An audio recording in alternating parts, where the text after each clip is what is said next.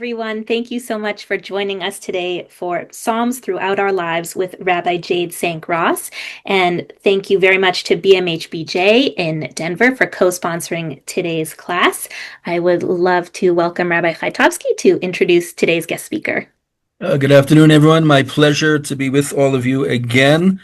We're in for a real treat from Rabbi Jade Sank Ross, who hails from Kinnelon, New Jersey, received a BA in Anthropology and International and Global Studies at Brandeis University. She was ordained at the Hebrew Union College, HUC-JIR, in 2018 and is currently the Associate Rabbi at the Community Synagogue in Port Washington, New York. She's married to a Rabbi, Daniel Ross, and together they are proudly raising children, Adina and Bella. And Rabbi Jade Sank Ross is also an author, and she has written To You I Call, Psalms Throughout Our Lives, newly published from the CCAR Press, and it is on this topic that we are going to be learning together with Rabbi Sank Ross this afternoon. So without any further ado, Rabbi Ross. Hi, everyone. It's wonderful to be here, and thank you so much for the wonderful introduction. And it's been such a pleasure to meet everybody involved in Valley Beit Midrash and all of the partners so far. So I'm very excited about today and been planning for this for a long time, and just really glad to be here with you. Before we jump into some more learning and putting a source sheet, which Alex is going to help with a little bit later on in the chat box and so on, I wanted to talk a little bit about this book and where it came from and why I wrote it. As you heard, I'm a congregational rabbi, an associate rabbi on Long Island in New York, and I was ordained 7 years ago. And this book, To You I Call, grew out of my rabbinic capstone project, which I completed in 2018, right before I was ordained. And the thing that I thought about as I entered into the process of writing a rabbinic thesis was what I love most about being a rabbi and what I wanted to put forth as my project that I would work on for more than a year in my, towards the end of my rabbinic school career. And so what that was for me, what I love most about being a rabbi is making Judaism approachable for people who feel like they don't know enough or don't know where to begin. And I want people to understand the richness of Jewish tradition, particularly its texts, and to feel personally connected with it. So when I began serving as a rabbi, particularly in the latter years of rabbinical school, I was most often asked questions like, is there something I can say when I light a yahrzeit candle, a memorial candle? Is there something authentically Jewish that I can say when I'm sitting in the waiting room anxiously awaiting my doctor reviewing my test results? When we reach a Shabbat after a deeply divisive election, how can I express my relief or my despair in a way that's deeply rooted in Jewish tradition, but that also responds to my daily life, my present moment? So in thinking about this, as I was preparing to write a rabbinic thesis, I found that for me, the Psalms provided an answer to these questions. So I started this project of assigning psalms, finding psalms that would fit with moments in our daily lives. There's a very large tradition in Judaism of reciting psalms at various moments, oftentimes moments of change or transition or anxiety. But I wanted to go beyond just recite psalms and to really help connect people with where to begin, particularly with a modern moment. There's certain moments where there are psalms already that we traditionally recite as Jews, but I wanted to expand that even further to answer some of these questions that were being asked of me. So as I worked on this book, and it took many years, and I first started thinking about it before the COVID-19 pandemic and ended up submitting the proposal for it right during kind of towards the end of the most intense period of 2020, 2021. As I started working on this book with the editorial committee, we arranged and rearranged the way that the Psalms would be organized many times in the book. We reworded the section subject. So I'll explain in a moment, and I'll show you how the table of contents is organized and how the book is organized. It was important to me not to have the Psalms in order of number, 1 to 150, but to have them organized by theme so that it would be easy to navigate. So we rearranged this many times, used different language to refer to various moments. That changed over the years many times.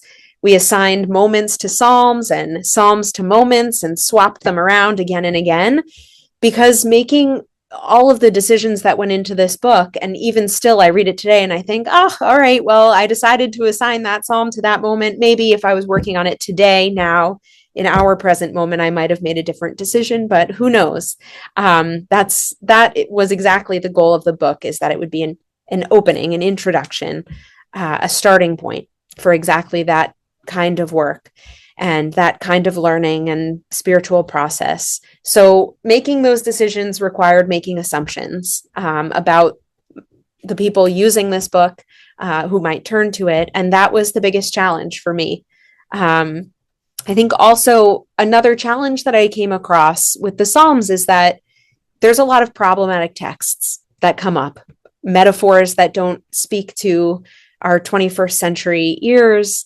And I found that generally when this comes up for me, I focus on just a part of the Psalm, even just a verse or a phrase or a word, to alleviate that tension and allow me to take what I need from the Psalm and release the problematic text, and still to find meaning in these ancient words. And who knows, I might find meaning in different words the next time I return to that text. So I always try to remember too that the Psalms are poetry, and poetry is meant to be metaphor almost always. And that the beauty of those metaphors is that they can be redefined.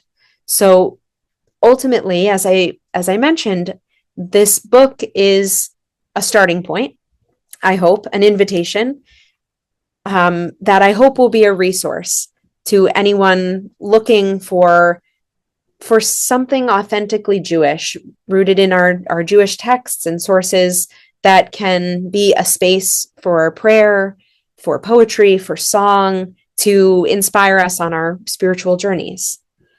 So I want to share I'm going to share a PDF of the table of contents so that you can see what it looks like. Let me make this a little bit, I know the font is a little bit small, but I want you to kind of get the idea here. So this is the first page of the table of contents in the book, and you can see that there are different categories. This is where, if you can just nod, I just want to make sure that you can see this. Okay, perfect. Okay, so the book is divided into 6 broad categories: Psalms for anticipation, Psalms for commemoration, Psalms for despair, Psalms for gratitude, Psalms for pain, and Psalms for relief. You'll see clearly, looking at this, that within each of these sections, there are moments that are connected with each psalm that's presented here.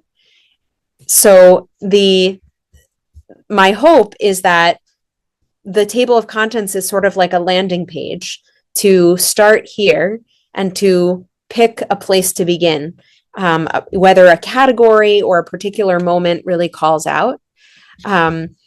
That's where I hope readers will begin, and that's how the book is organized right now, because we're going to take a look at one psalm. So I'll show you kind of how we'll navigate it. There are not 150 psalms in the book. There's only 72, perhaps the other 78 for another time. But part of the reason for having 72 psalms in the book is that wanted to have a Jewish number, so a multiple of Chai, I guess. And more particularly, it was important that this book was accessible, that it could be transported easily, that it could be kind of brought anywhere, that it wasn't a huge, thick, heavy volume, but that it could move with us in our lives.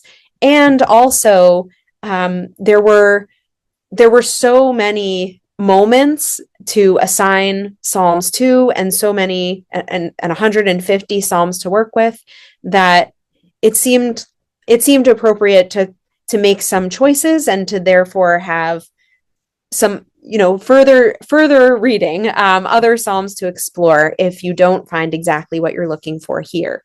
So again, the book is divided into 6 sections, and then there's the different kind of specific moments within each section. On each page, which we'll look at in a moment, there is only the English translation of the Psalms, and it comes from Rabbi Richard Levy's Songs Ascending. So I have that one here. I can show you in the video. It's a 2-volume series, so it's beautiful and really, really wonderful. But again, not something that's traveling everywhere with us, compared to a much smaller volume, which was important. And the translations are really beautiful. In addition to the translations, I wrote kavanot, a prayerful intention, to connect the moment that's connected with the psalm in the book to the ancient words of the text. And it was really important to me that Hebrew was included, but again, to keep the book portable, it couldn't be both Hebrew and English, because it would have been double the size of what it is. And then perhaps I would have had to pare down the Psalms even further. So we went with English translation. It's primarily for English readers, at the moment, at least. And around the top, sort of like a crown at the top of the page, is a particular verse that I identified from each of the Psalms that to me spoke to the moment at hand. And perhaps, to anyone reading the book, it might be a different verse or a different phrase. But to me, I wanted to identify a starting point again, to help readers access the Psalms, to step into them. And the Hebrew has all of the dots, all of the nikudot, all of the vowels. So if you are a Hebrew reader, you can perhaps hopefully read it. And the translation in English is bolded in the text of the Psalm on each page, so that even if you're not a Hebrew reader, you can still see and identify that particular verse that I pulled out as kind of a jumping off point to access that Psalm. So finally, the last thing that's in the book, and then we're going to take a look at a page and a particular Psalm and a particular moment, is that one of the hardest things, as I mentioned at the start, was assigning moments to Psalms and Psalms to moments. And so in addition to each Psalm for each moment, at the bottom of every page, there's at least one other Psalm that is featured of one of the 72 in the book, that's listed in the footnote. And so there's an index in the back as well, and you're able to hopefully start in one place, and by using the footnotes, continue on through to find something that speaks to you in any moment of your life. And ultimately, I hope that this is just a starting point, that this book is just an introduction, just an opening, a way to access the Psalms in a way that's meaningful and that brings connection and meaning to your own spiritual journey, and with the hope that you'll continue to explore the Psalms and our Jewish texts and feel like you have a starting point to do so, including the remaining 78 Psalms. So with that, we'll turn to look at a particular Psalm. So we're going to look especially at Psalm 28. I felt like, so Alex will put the link in the chat box. Yes, it's a Google Doc. I'm a big fan of Google Docs because they allow, as you'll see, I have some hyperlinks in there. So they allow for some hyperlinks, some movement in and out of the document itself. So I just put across the top the description for today's class as kind of my guiding intention as I was planning this study. And you can see on the left-hand side of the source sheet of the page is a page from the book, an image actually from Psalm 28 from To You I Call from page 89. So you can see the features that I was describing before there. Across the top, Hoshia et Amacha uvarech et nachlatecha.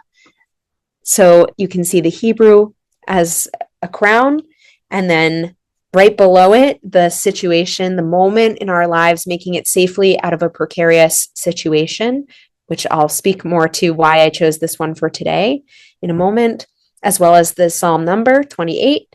And in italics below it, that is the kavanah, the intention before reading this psalm. So underneath, lastly, just sort of orienting you to the page, are the 9 verses of Psalm 28. And you'll see that verse 9, the first half of verse 9 is bolded. That is the translation of the Hebrew along the top of the page. Bring deliverance to your people, blessing to your inheritance. So as we jump into this text, the kavanah that I wrote for this particular moment is written here. Emerging from a place of doubt and fear, we are more aware of our vulnerability. Our prayers are ones of gratitude touched by apprehension. And this psalm speaks to our yearning for continued safety and strength. I don't even know how many months ago it was that Alex reached out to me to teach this class, perhaps November, December, something like that. It was many months ago. And I thought, oh my goodness, I have no idea what's going to happen in the world between then and now and then. And how could I choose which psalm would speak to the moment? So this one I chose just a few days ago, because even in the days, as we know, leading up to this moment, leading up to this class, there has been so much that has been in flux, so much anxiety. And so I felt like this psalm in this particular moment called to me. And this was the one that I wanted to bring to look at with you today. So you'll see that I put a link to Sefaria, to Psalm 28, so that you can look at the Hebrew text if you would like. And of course, the translation on Sefaria is different. Again, the translation that you see on the page of my book of To You I Call is from Richard Levy's translation, which is called Songs Ascending. I'm going to read it in 3 sections, and we're going to talk about, and I'll talk about each of those 3 sections, and just some of the features of the psalm and some of the things that I feel like stood out to me as I was reading through it. And we'll end the last section and with a connection to the Hebrew verse that's across the top and to the bolded verse, which you'll see also linked at the bottom of the source sheet. But don't jump ahead. We'll get there. So I should probably also mention that that music is something that has always been a part of my life and has always been a deep part of my Judaism. I am a rabbi because my cantor convinced me to sing in the volunteer choir at my synagogue growing up. And that was really my first connection to Jewish community. So I have a very strong connection with music, with Jewish music. And for me, the Psalms are also an extension of that. We think of them really as poetry, but they are, in fact, music. The Hebrew word shir is both poem and song. So all of the Psalms I think of in terms of music, not just as poetry. So, and not just as text, but as something that's meant to be sung. So with that, I want to start with verses 1 and 2. The very beginning, the opening of this psalm, it opens in a way that many of our psalms do, which was another reason why I really like this psalm for this particular moment for teaching, because it has a lot of these features that we see in a lot of other psalms. So it begins with a call out to God. My book is called To You I Call. And so reciting these words, we're echoing the psalmist. We are crying out, calling out, singing out to God. It begins Ekra Tsuri in Hebrew, right? I'm addressing you, Adonai, is how Rabbi Levi translates it here. And in verse 2, hear my plea, hear the dirge, the plea that I direct to you. Shema kol tachanunai. So we see right away here that this is opening, as many psalms do, as a cry, as a plea to God. And what is that plea? What is the ask? What is the concern, the anxiety? It is that we will be isolated from God, which is another theme that we see echoed throughout many, many psalms, that our greatest fear is that God will be hidden from us, will turn away from us, will abandon us, that we will be separated, isolated from God. And we see here, so of David, so the many of our psalms begin with sort of these musical notations at the top. I'm addressing you, Adonai, my rock. Do not be deaf to me, lest if your voice be dead to me, I will be compared to those who go down into the pit. So if you don't hear me, if I'm separated from you, if I'm isolated from you, it'll be as if I am in not just a pit, but the pit, capital P. It's a metaphor for death, that being isolated from God is like death. It is the worst possible type of separation, the hardest, most permanent type of separation we can imagine. Hear the dirge, I plea, I direct to you when I raise my hands to the deepest place of your holiness.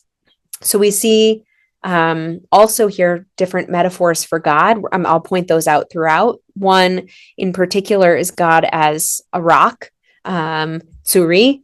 We see in the beginning, my rock. So the psalm opens with this lament, with this plea. Psalm 28 is a psalm of lament. There are a lot of scholarly attempts to categorize the psalms in different ways, which was a starting point for me for how I categorize them into the 6 categories that I have.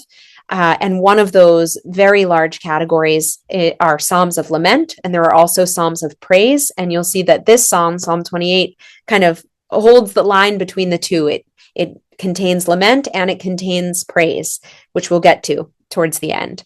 So these are hallmarks of Psalms, of literary features of the Psalms, that it opens with a plea, that there are metaphors for God throughout, and that there is a concern being expressed. So then in verses 3 through 5, the next section, we see an appeal to God's righteous judgment. So we see a theology here of divine justice. Do not drag me down with the wicked, with those who work evil, who speak peace with their friends, and yet in their hearts have malice. So don't wrap me up. I really mean it, right? I'm not just speaking peace. I'm speaking peace and doing it, hopefully. That those who do evil, it's really this sense of not just evil, but of looking like, appearing to have good, peaceful intentions, but then not.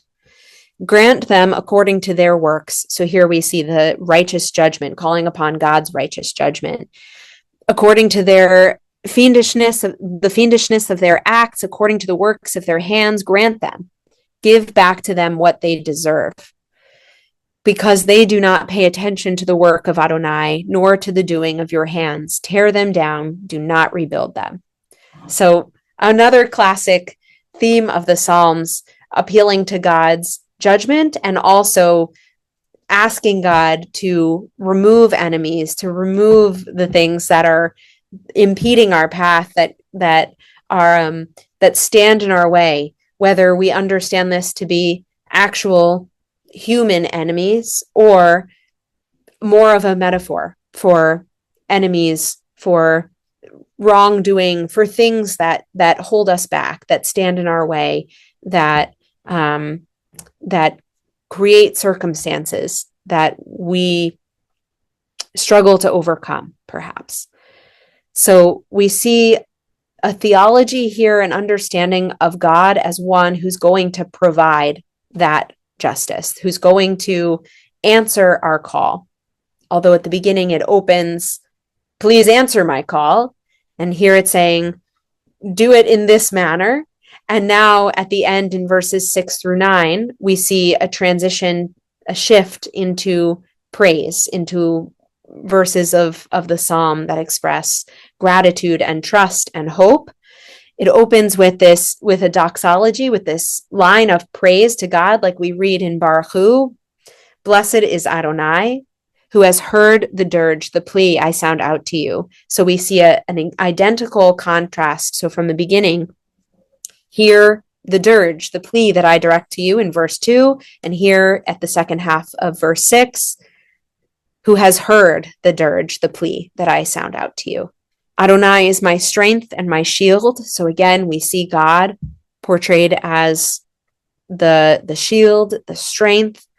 In God, my heart trusted and I was helped. My heart exalts. With my melody, I will glorify you. Adonai is strength unto him, the fortress of deliverance for God's favorite anointed. So God is that shield, is that strength, is that fortress.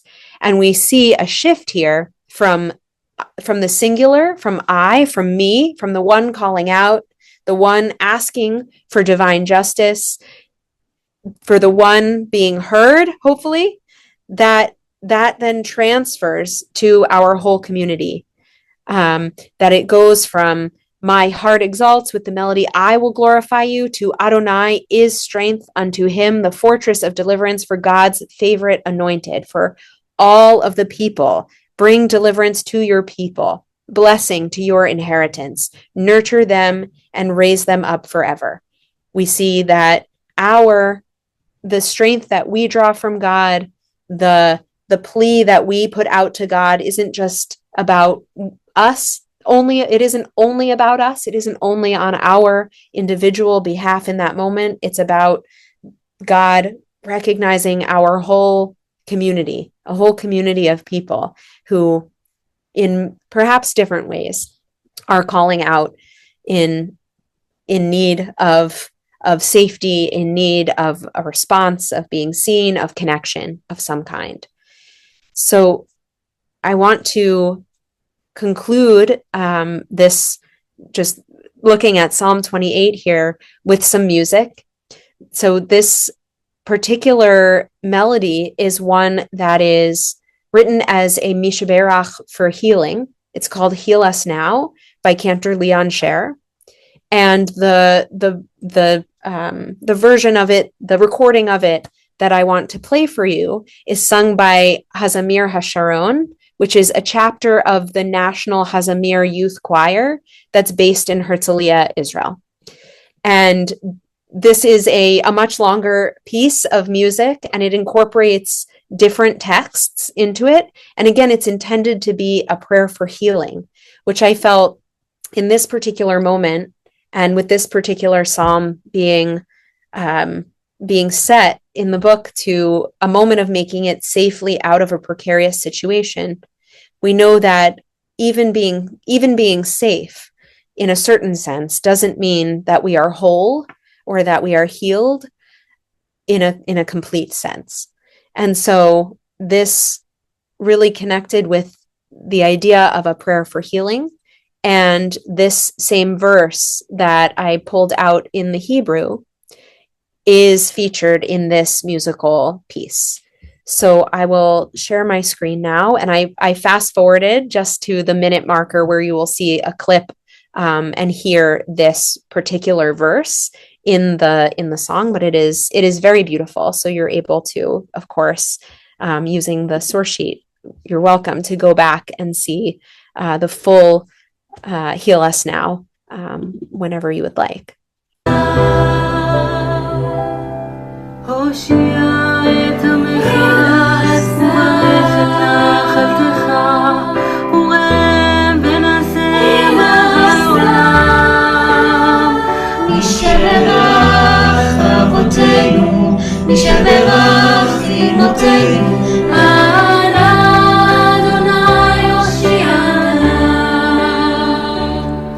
We pray for healing of our people.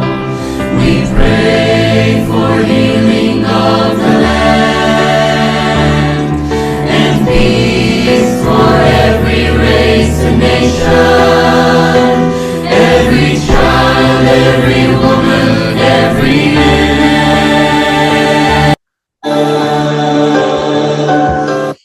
All right. So I'll leave you in suspense there. It goes right into the chorus, praying for healing. Heal us now. Oh, please heal us now.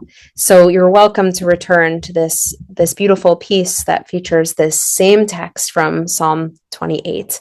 And I would love to open it up if anyone would like to respond, ask questions, anything that you're thinking about in this particular moment.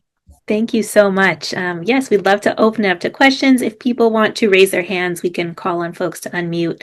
And you can also write questions in the chat if you'd like, and I can help moderate. And I'll also share the link again to purchase the book in the chat as well.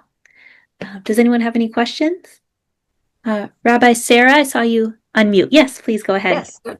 Rabbi, can you give us a personal example of how you have used either this psalm or another one in a specific circumstance, for instance, with a congregant or someone in need of pastoral support? There's so many moments, like I mentioned at the beginning, where someone will ask me, what can I say, or where do I start? And so there have been many of these psalms that I've either just scanned and sent a copy from the book, or said, or even sent multiple translations of a particular psalm for any of these moments. I know, like, one that I've shared with many people is at the beginning of hospice care. I feel like, so there's a psalm in the book, Psalm 73, which I assigned to that particular moment. That's a decision that's so heavy sometimes and so weighty and feels like that one decision makes so many other decisions. And that is so often a moment as a congregational rabbi when congregants will come and say, we decided to start hospice care or something along those lines. And I'll send them that psalm and say, here's a place to begin. If this translation doesn't speak to you, here's a couple of others. If the psalm doesn't speak to you, here's a couple of others. And to try to give an authentic Jewish voice that's rooted in our past to the moment before us in our present. I think during the time I was in rabbinical school, I lived in Brooklyn and would take the train from Brooklyn to Manhattan every day. And there were always other Jewish people, usually women, on the subway with me who would be reading Psalms the entire time from a tiny book. And so many people would ask, how do they know? How do they know where to start? Which Psalm do I turn to first? And so that's always my response is these are moments, something like entering hospice care or making a decision to begin hospice care is something that decision is made by so many of us, by so many people all the time. And to come to a rabbi ask me, or as a Jewish person, to think, gosh, like there must be something, like a ritual or something I can say or something I can do to mark the significant change that I know that this choice will bring, I think is really important, and is something that I want to honor. And so Psalms has been one place where I've turned to try to do that, to try to provide something. I hope that helps. I feel like so many of these, the reason that a lot of the moments that are featured in the book are here are because they were moments that I experienced with people, where they asked for something along these lines. And with the whole editorial committee, that was a whole group of people who brought moments from their lives or moments that they had been asked, what's something Jewish that I can do or say in this moment? And Psalms has been that for thousands of years for our people. If only we all felt like we knew where to begin. Jean, is it okay if I call on people ask? Okay, Jean. So thank you for this. It was beautiful. I love what you shared. So I'm interested in portions of Psalms that Jewish mystics historically have used for meditative practice, for spiritual growth practices, not just Jewish mystics, but Jewish meditators in general. I wonder if you can shed light on that. I just have a very short list from Rabbi Adelson's in his Casting God's Image. He has a very short list, depending on personality type, what will most challenge you to grow. And I wanted to expand my repertoire. In terms of meditation? Yeah, in terms of, where I should, seek other parts of the psalm to, deeply and repetitively reflect upon. Not necessarily for comfort or, anything like that, but specifically to be challenged. I think it depends. It depends on what is challenging to you, I think, in terms of the text. I would begin with Psalms that in terms of meditation, pulling out particular lines that are familiar already, but looking at them from either in context or in different translations, to see where that takes you, I would say. Like one thing that I think of often, I'm a congregational rabbi, so I have the opportunity to share some of the Psalms that I've worked on in my book with people as if they're poetry almost. But I also lead services regularly, lead prayer every Shabbat, and that's another place where I feel like, in terms of a meditation practice, our tradition contains that in certain places. Yehiyu l'ratzonim refi comes from the Psalms at the end of the Amidah. There's these particular moments where we think of these as prayers as part of our liturgy, and they, in fact, are verses of the Psalms. So I don't know if that exactly answers your question, but I think I would start there. Okay. And with different. I'm just curious though, if there are famous verses that the famous Jewish mystics use because they found them particularly magical or transformative. If you're aware of that, yeah. I'm not sure. I would have to do more research, particularly into Kabbalah and. Okay. Thank you. More. Yeah. Thank you. No, this is great. I'm really looking forward to studying your book. I'd like to go back to being thrown into the pit as a metaphor for death. But is there something more in that, in the sense that Joseph was thrown into the pit, but he didn't die? He was saved. So there is some notion of not inevitability of being in a pit being death. Am I on the right track at all, or does that make any sense to you? Yes.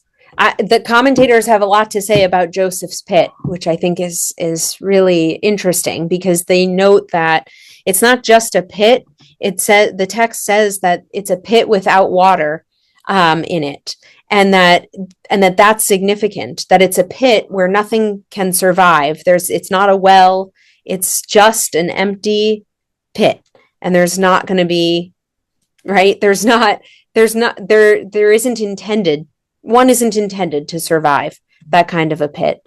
So I think it perhaps from our texts, the being thrown in the pit is or in a pit. You're right. It might not be the inevitability of death, but it might be from what we know. But one might, if we were to land in that pit, we might feel that it is inevitable. That death might be inevitable, perhaps. Although in our brains, right, we know perhaps that it's not, even though that might be what we feel. Thank you. It's a beautiful connection across the texts. I see a lot going on in the chat. I was going to say, there was a question in the chat. I can read it out loud. Yes, there are a couple, I think. Which Psalms do you recommend for the safety of Israel and of the hostages? So I know there have been a lot of people, I'm trying to remember back. There have been a lot of people reading Psalm 20 recently. So, and interestingly, I was just looking, and this gets into, like, in my book, there's no Psalm for the release of hostages, because the book was written before October 7th of 2023. So even though it was published in 2024, it was completed, before that. So it doesn't have a specific psalm for the release of hostages.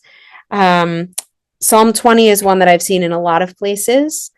I'm trying to remember, there was, perhaps one of you knows, there was a psalm that one of the hostages who is now released, I think it was Psalm 27, maybe, the psalm that we usually say throughout Elul leading up to the days of awe. I believe it was Psalm 27. Maybe one of you knows that one of the hostages who is now free or released, memorized and recited to him or herself throughout their time in captivity. So there was a practice of reciting that same psalm as well. I don't know if anybody recalls if it was Psalm 27 or something else.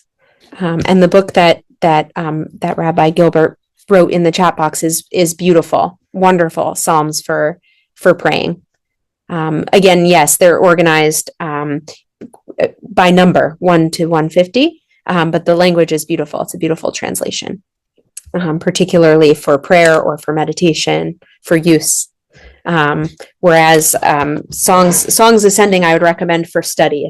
It's quite heavy. It's 2 volumes, and it has extensive commentary and notes, and they're beautiful. But definitely a volume more for study.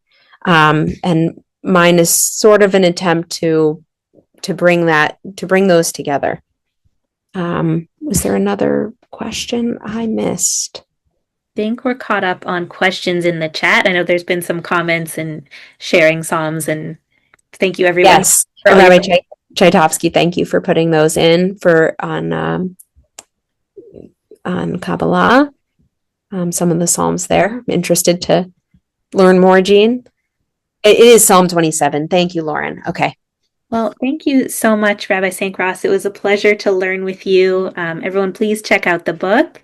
Thank you all for learning with us today. And for those of you in the Denver area, we have another class coming up with BMHBJ that'll be in person there with Rabbi Mark Gittler from VBM.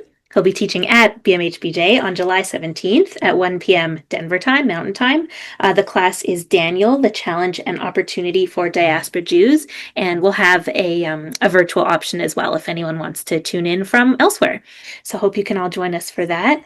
And thank you all again. Enjoy the rest of your day.